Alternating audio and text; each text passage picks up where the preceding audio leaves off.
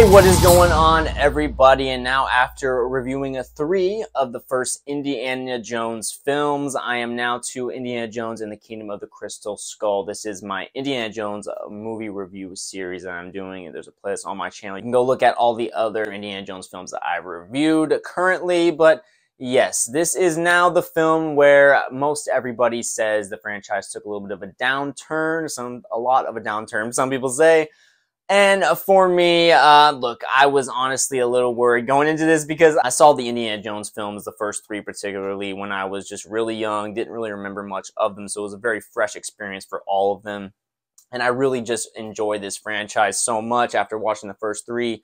I love Raiders of the Lost Ark, really like Temple of Doom and The Last Crusade. So going into this movie, all the stuff I've heard just over the years of how disappointing it was, whether it was Shia LaBeouf's character, Cate Blanchett, or just how they handled Indy's character, just all the other little things I've heard about this movie, I was just really worried that, hoping that this wouldn't ruin my taste for this franchise, wouldn't be so bad. And look, one thing I will say going into this, I didn't hate the movie. It had its moments that I did like, but I'll just leave it at that for now. But before I get into it any further, I do want to say, if you're watching this, as I always say, hit that like button if you enjoyed this video.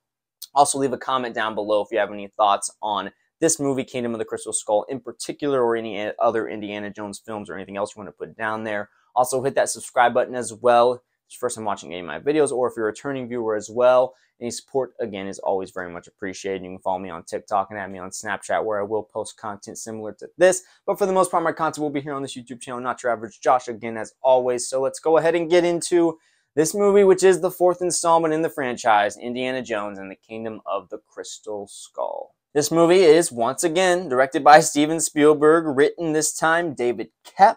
George Lucas, of course, characters created by, and Jeff Nathanson and Philip Kaufman, of course, back in the writing credits as well. And this movie, coming out in 2008, is now taking place in 1957, where Indiana Jones becomes entangled in a Soviet plot to uncover the secret behind mysterious artifacts known as the Crystal Skulls. I just went in with a completely open mind, was hoping that there was going to be a lot to like with this movie, and really, as I mentioned, I don't hate this movie, but I will say, especially after watching the first 3 very recently, this movie just is very dull. It doesn't have that Indiana Jones fun adventure feel that you expect and want to feel. I was just not interested watching this movie. It felt like a very bland, just run-of-the-mill action, slight adventure movie at times, which was very surprising. That was definitely the thing that really took me aback the most, was how just, even with Harrison Ford, it just didn't seem like he was in it as much as he was in the other ones. Like, he wasn't engaged. And I think part of it also was you were already going to have a different feel going into this movie. It came out in 2008, 19 years later, and you're already having a much older Indiana Jones at this point. So that adventure is going to feel different because he's not doing the same type of stuff he's doing, moving around with that same energy, even at the age he was in the 80s. He's a different person now, so the story is going to feel different, the tone, the environment. But then when the writing and the directing with Steven Spielberg in here, it feels so bland, and just like there wasn't that same feel. And then, of course, I mean, just go ahead and get it out of the way. The special effects in this movie, the many various amount of times where I could just see like, oh, they're on a movie set right now. This feels very artificial. And then, of course, the whole sequence that could have been a really fun sequence. I saw what they were going for, where you have all the tanks going through the forest, and then you end up with Cate Blanchett's character, Irina, fighting Shia LaBeouf's character, Mutt. Which, by the way, Mutt, really? Mutt? Are we really... Who decided to pick that for his name, by the way? Also, like, I get it in the end, of course, as the movie goes on, you realize, oh, it's Indiana Jones' son, which I have thoughts on that as well, the reveal of that, but just the name in general right there off top, Mutt. Really, Mutt Williams. That's a nitpicky thing, what someone's named in a movie, but like, there's just no appeal to that. Anyways, you have this whole sequence with Mutt and Irina fighting on top of the tank with the swords. They're sword fighting, and it just looks so obvious that there's just all this fake effects, CGI, around everything. It just does not feel like they're in the forest at all, really. It takes me completely out watching that whole sequence, and that sequence was on for like 10 to 15 minutes, and within the story and the writing of it, there is some interesting elements that happen, like them having the sword fight.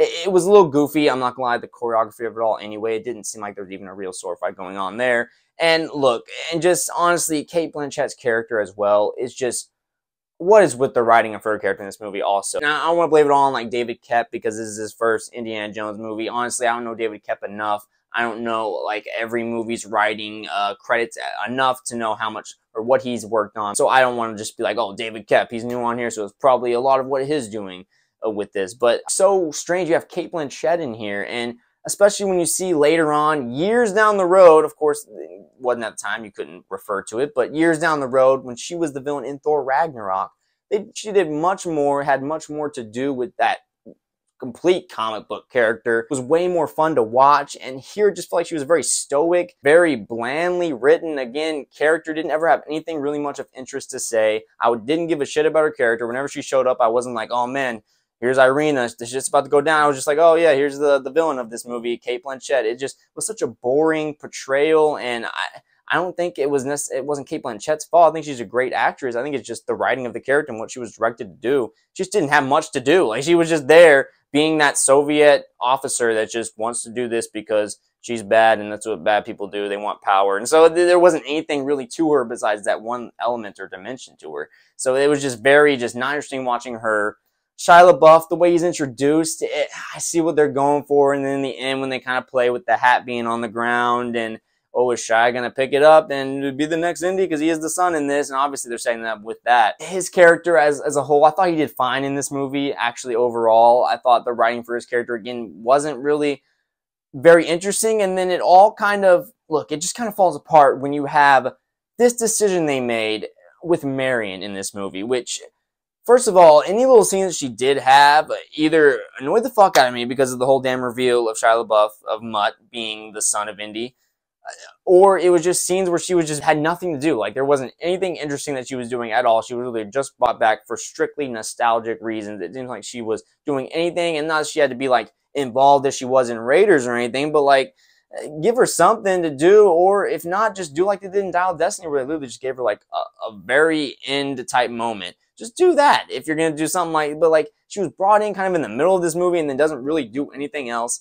And she was really only brought to reveal the whole idea, which, okay, I guess I'll go ahead and get into it. One of the most frustrating things about this movie in the writing, for me personally, is the fact that Marion reveals that Mutt is in fact Indy's son. And she never fucking attempted to tell him.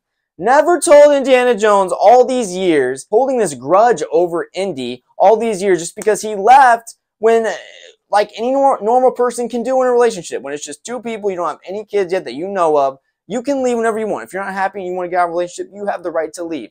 That's called freedom and everything, you know? And so she's so upset by this when she realizes she has a kid, and that's Indiana Jones's kid. She never bothers to tell him, and I get it. It's you know, times before. It's not like you can just pick up a phone immediately and call their cell phone or whatever. But she didn't make any effort to do this. And so this kid, Mutt, Henry Jones Jr., naming him, called him Henry Jones Jr. too. Like, which I don't know how that quite all works, but she calls him that, and then she never contacts Indiana Jones. Like, what a crazy woman, man. She's gonna still act like she's upset with him. She's like, you never called or whatever. Like, and they only bring it up in that moment, the one time. Like, Indiana Jones doesn't seem to even fucking harp on it or think about it. Like, how fucked up would you be if you had a kid and you could potentially, you have the right to at least know for 19 years or all these years gone by, and you realize and you had this kid. It was just like, I couldn't believe it. And then they don't ever bring it back up. They even had the line near the end of the movie where Indiana Jones, they're chilling after the whole alien shit goes down and the ship goes away and all that. You have Mutt or Henry Jones Jr. or whatever you want to call him. Apparently the son of Indy, you have, and he's like, oh, why didn't you ever stick around? Or whatever line he said. And it was just like, bro, don't even have the right to say that. Like, I get it's supposed to be in a funny way, but the way he said it, there was a little bit of, like, assholeness behind it. And I was like, bro, no right, you, especially the mom. Why don't we ask her? Why the fuck didn't you ever tell me that a kid? Like, that whole thing, like, it ruined my look, in a way, on Marion, the character, because I really enjoyed her. She was one of my favorite characters in this whole franchise from Raiders. And then just to have this whole time where she just didn't apparently notify Indy at all, like, that is just so fucked up. And it's like, they don't even really harp on it. For me, again, that was just something that really fucked me up with the writing in this movie. One of the most annoying things that ruined, again, my look on Marion. And again, not going to go any more on it, digress from that, but man, that just really annoyed the hell out of me. And then again, you have Marion here for the rest of the movie. She doesn't really do shit. She's really just brought here to basically drop that bomb and then just be there for nostalgic purposes. Oh, Marion's involved, and yay. And of course, you have, do I even need to mention it? It's already been mentioned so much before. Something I already knew going into this movie. I just had never really seen the moment in this movie. The whole nuke thing, I mean, why? It's just like, why even have this in the movie at all? Like, in a fridge, the place it gets nuked, it's like this whole fake artificially set up town. They're there to test nukes and whatnot. And you have Harrison Ford somehow stumble upon this place. Apparently there's not good enough security to keep just a random person from wandering onto this place. And he's into this town. He realizes it's fake. It's a nice little moment. I get what they're doing, playing with the time. And that's something they have always done, especially up to that point. And really just they've always done is dealing with what's going on in the time period that the movie's taking place in. In the 50s, yes, you got, of course, the Soviets, Russia, and all, and, you know, the aliens and everything and nukes, dealing with all the ideas of that. I get it, what they're going for here, putting you in the time period, but it doesn't make sense. It just doesn't make sense. You don't even need it in the movie. You can literally have them and not have ever came across that little thing, and then the nuke go off in a fridge, get thrown, looks like a mile or two or something, and get up so normally. He literally gets up as this older man at this point and just walking around like he just got out of bed funny. Like he got nuked in a fridge. Like that's not, you're not gonna be okay, and you're not gonna fucking be thrown that far and somehow the fridge just be I don't know. It was such an utterly ridiculous moment. It goes completely past in the Temple of Doom, the moment where they're falling out of the plane in the little raft or whatever you want to call it, the little dinghy. It goes completely past that because it's just so nonsensical. I don't know how they went ahead with that. Like, it's just so out of this world wild, where it's just like, we just gone past believability. It isn't even in the realm at this point. So yeah, of course, that whole sequence, and then just, again, with the special effects, there's so many moments in this movie, it just looks like they're on a set. It's artificial. It just doesn't look good. So look, that's pretty much most of my main negatives with this movie. Villain's just not interesting at all whatsoever. You have John Hurt in here as this Professor Oxley. Becomes a very one-note, one-beat character basically throughout this whole movie. From the very beginning to end, he's just this very incoherent, mentally unwell guy. Constantly the same trope being played, it seems like, where he just, oh, he knows stuff, but he can't relate it because he can't talk because he's in this crazy mindset. It just really gets old after a while with this character. It's just kind of annoying. It's like, why is he even here? He's just here because he knows information. He's not actually going to tell us. Like, John Hurt doing what he could with that character, but there's just so much just weird moments with the writing of the characters and just the moments they have in this movie. There's the dialogue is very just like that first moment when Indy meets Irina, Cate Blanchett's character, and they're having their conversation, and that was really one of the first moments near the beginning where I was like, oh, this is very like very dry, very clunky. There's not like a pacing to the dialogue. What are they even talking about? Like, I was just completely already being kind of like, whoa, okay, well, what the fuck? With all that aside, look, this isn't a bad movie. I think overall, I think it's very mediocre, especially when you compare it to the other movies in this franchise. I think it's a huge step down. Steven Spielberg had done so many different types of movies since he had done Last Crusade. Like, he did those other ones fairly quickly after one another. Even like, you know, Temple of Doom from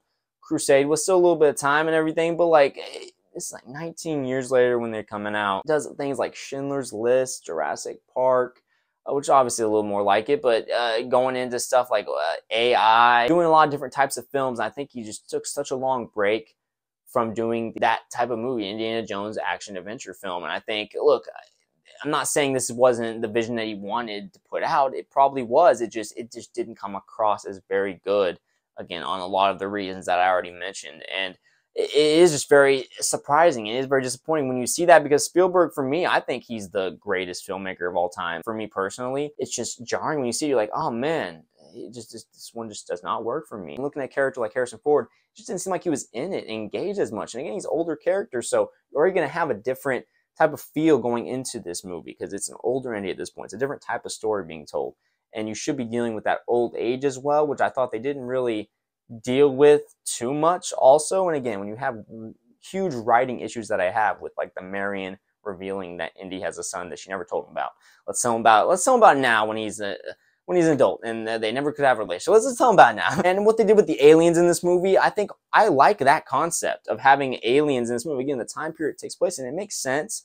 I like, for the most part, kind of what they did with that. I thought the look of like the Crystal Skull was pretty cool and differentiates itself from the other movies of like type of artifact and stuff. But I just thought what they did, the writing still wasn't good enough to make me so interested in it to where I'm like, I still didn't really give a shit in the end about all that, because some of the writing was so mediocre at times. And again, just very surprising and shocking after watching the first three. Of course, I already knew what most people's thoughts were on this, so it wasn't that shocking in a way where I thought it was going to be great or something. But I kept my mind open, and it was a very disappointing movie. I will say that it doesn't have that same fun. That's one of the biggest indictments I can give it. At least if it was mediocre with the writing and everything, at least maybe it could have still have felt fun and had that great feel. But I'm going to say, even with like John Williams' music, I didn't feel that as much in this movie. Maybe because I was so already kind of disappointed in other aspects. I wasn't as into the music when I would hear it, but it just felt like even that was kind of lacking as well. Not the quality, but just the amount. It didn't feel like it was even present as much. The story could have been written a lot better. I think the concept was there. I do like the fact they have aliens. I do think that's an interesting way to go. It's not like it's that far-fetched compared to something like, Raiders with like the Ark of the Covenant and Temple of Doom, with dealing with that crazy shit, pulling hearts out of chests, and Last Crusade, Holy Grail. Like, we dealt with magical shit before. It's just a misstep on a lot of different things in this movie. But yeah, that's pretty much my main overall thoughts. Indiana Jones and the Kingdom of the Crystal Skull. I'm going to give this movie a 4.5 out of 10. Was really hoping I was going to like this a little bit more. Again, I had heard all the stuff over the years, but I was just hoping that maybe it was going to hit me a little bit differently than most. But yeah, especially with the way I loved Raiders and just the first three, I really enjoy all those movies. It's like, going to this one, it's like, oh man, would it have been better for them to just stop and not make another one? Especially when you see, obviously it's Monday morning quarterbacking type shit, but just disappointing, and they had to just move on to the next one, which they do later down the road 15 years later with this Dial of Destiny movie, which I will get into in my next review that I'm going to be doing here soon. But yeah, that's my main thoughts on this movie. What do you guys think about this? Were you disappointed when you watched this, whenever you did? If you have watched this movie, Kingdom of the Crystal Skull, what are your thoughts on the Indiana Jones franchise as a whole, as I've said on every one of these reviews? Leave your comment down below. I love hearing feedback on any of these reviews that I do. Also, leave a like button if you did enjoy this video, and hit the subscribe button as well if it was first time watching any of my videos, or if you're a returning viewer as well. Any support is always very much appreciated. You can also follow me on TikTok and add me on Snapchat, where I will post content similar to this, but for the most part, my content will be here on this YouTube channel, Not Your Average Josh. So again, I appreciate all the support. We look for more videos very soon. The next review I put out will be Dial of Destiny, the new Indiana Jones movie that just came out. Give my thoughts on that, and there'll also be plenty of new movie reviews coming out very soon. But that'll be it for now. I will talk to you guys later.